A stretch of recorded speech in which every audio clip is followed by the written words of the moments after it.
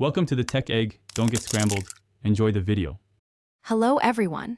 In this video, I will explain how to change an alternator in your vehicle, focusing on an easy method.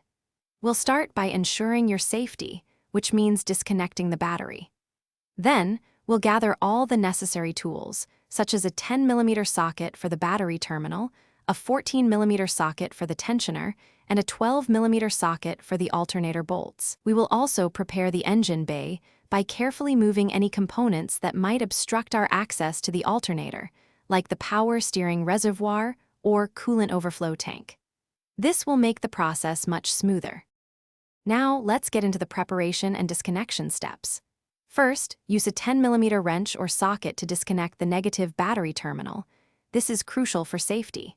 Next, locate your serpentine belt tensioner.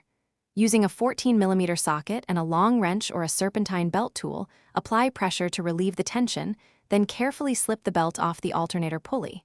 Finally, disconnect the main power wire, usually a 12mm nut, and any other electrical plugs or harnesses attached to the alternator.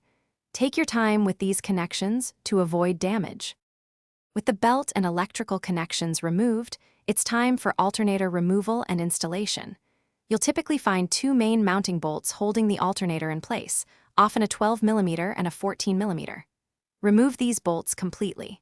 Once unbolted, carefully wiggle and maneuver the old alternator out of the cramped engine bay. It might require some patience.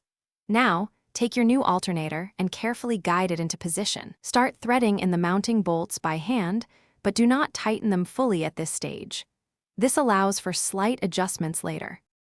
For our final steps, we'll focus on reconnection and testing. Reattach all electrical connections to your new alternator, including the main power wire and any smaller plugs. Ensure they are snug and secure.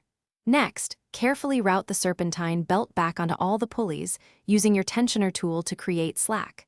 Double-check the belt's path against a diagram if needed. Reconnect the negative battery terminal. Finally, start your vehicle and observe the dashboard for any battery warning lights. You can also use a multimeter to confirm the new alternator is charging at around 13 to 14 volts.